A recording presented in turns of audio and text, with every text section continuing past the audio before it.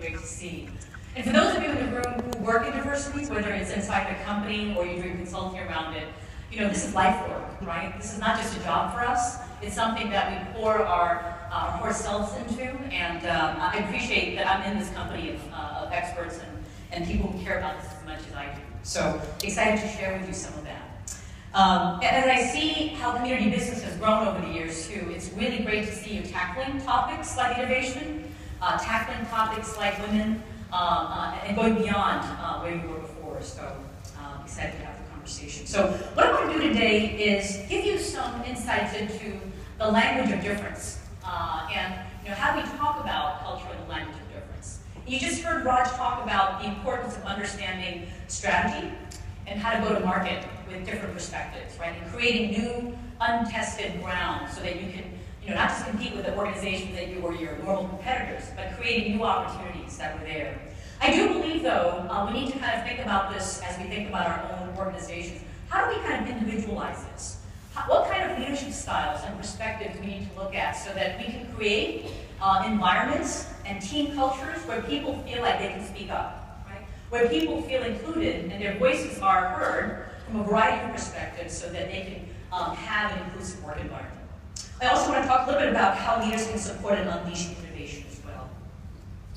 So as I begin this conversation, I want to talk about culture and talk about culture from the perspective of what is above and beneath the surface. Right? I think from a very basic definition of culture, if you look at the iceberg, right, and you think about an iceberg as maybe about 85 to 90% submerged under the surface, and only a little bit is visible. Right? That's what Titanic hit, right? When they got hit a number of years ago and they sank. And so we're talking about today culture and the aspects of culture that's underneath the surface, right? So things like belief systems, communication styles, our values, something that's deeply ingrained in all of us. Not so much the music and the food and the external attributes of culture, that's more visible as well. So I'm sure many of you have seen these definitions before. Culture is what Hofstede called the software of the mind, right? The software of the mind, right? What makes us do what we do? What's automatic, right? What drives how we communicate and resolve conflict and difficulty with each other. It's also anything that's expected, reinforced, or rewarded within a particular social group. Expected, reinforced, or rewarded within a particular social group. And I do believe in every culture, there's a music to a culture, there's a rhythm to the culture. And I want to share with you my own cross-cultural journey of going from one country to another. So I was born in South Korea. I don't know if any Koreans in the room here. Oh, one person in the front. I have a sister, right? I have a soul sister, literally, right, in the room. So I was born in South Korea. My family moved to the US when I was 8.5 years old. So that was obviously my first cross-cultural journey.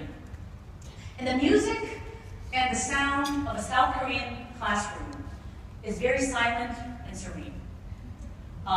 It's the idea that this was now a number of years ago, but I think the system is pretty similar in that the teacher is the one in charge, and the teacher is quite revered in the school system.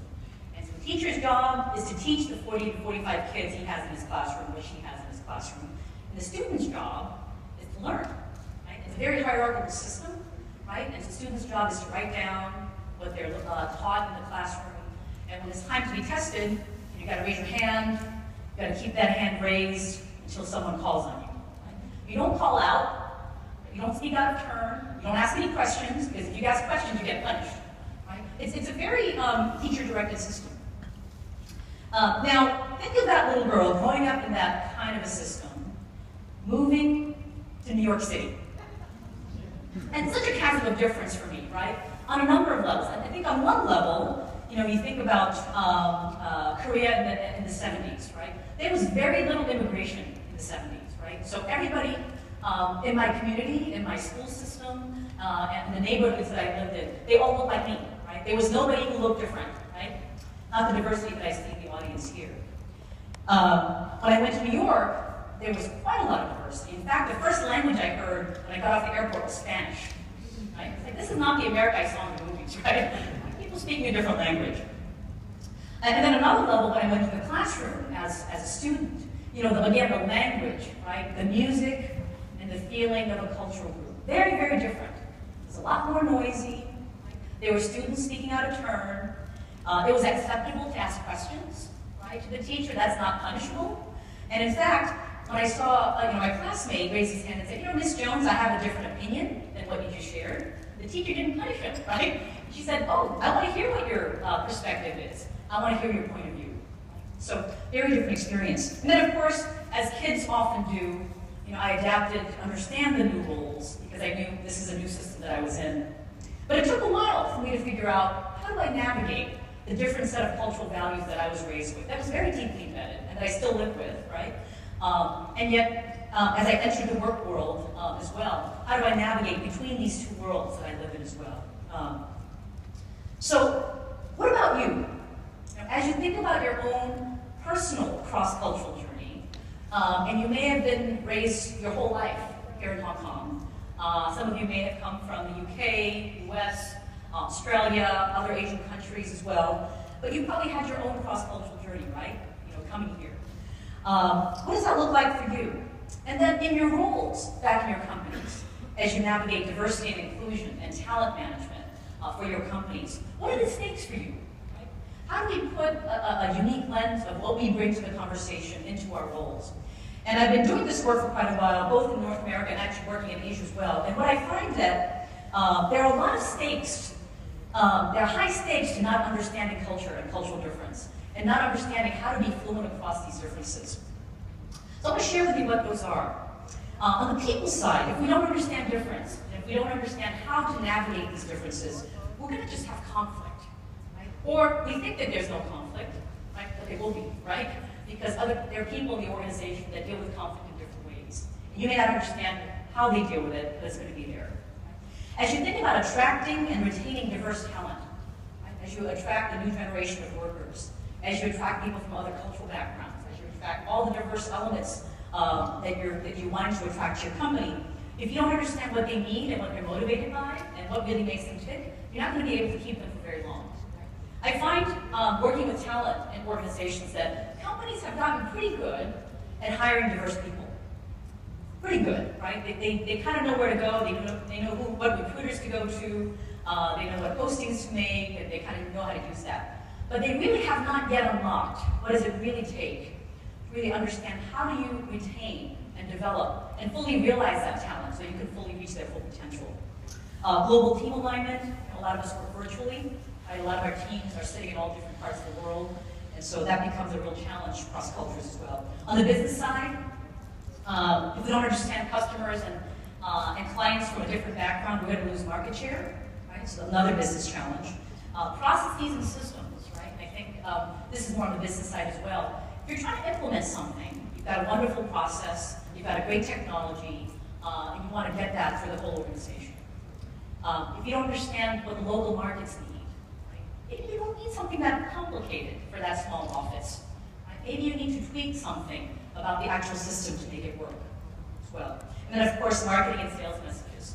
Marketing is very conceptual, right? There's a lot of nuances in marketing. And oftentimes, you don't want to kind of just replicate one marketing message to all markets. So I'm going to throw out a question to you and see what you think.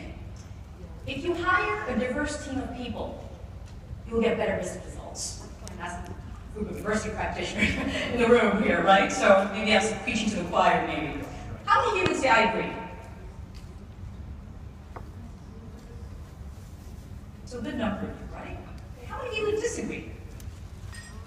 Okay, a good number of you there. Maybe some of you think maybe a little bit of both, right? As well. Well, I would venture to say that if you hire a diverse team of people, you will get better business results, but you have to have the right leader in place who can unleash and leverage the differences that exist. We really need a right leader to do that, because if not, you're going to just get chaos. Right? You're going to get conflict, chaos, and a lack of engagement because of all the different perspectives you've brought to the table. What happens when you get a lot of diverse people together? People are not going to agree on how things work, and they may have a different communication style and different perspectives on things, and you won't get that kind of alignment as quickly. So I just want to share with you how I see D&I linking to innovation, and why this is so important to unlock new markets.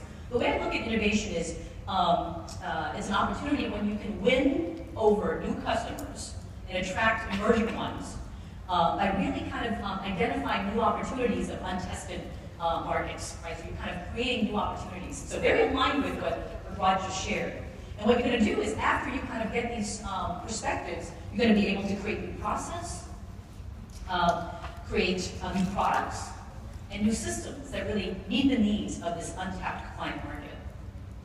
So I believe that ideas need to be developed and deployed into the marketplace to be innovation, right? So if you've got a great idea and it's sitting in your office and nobody's really advocating for it, it's not really going to be a market innovation, right?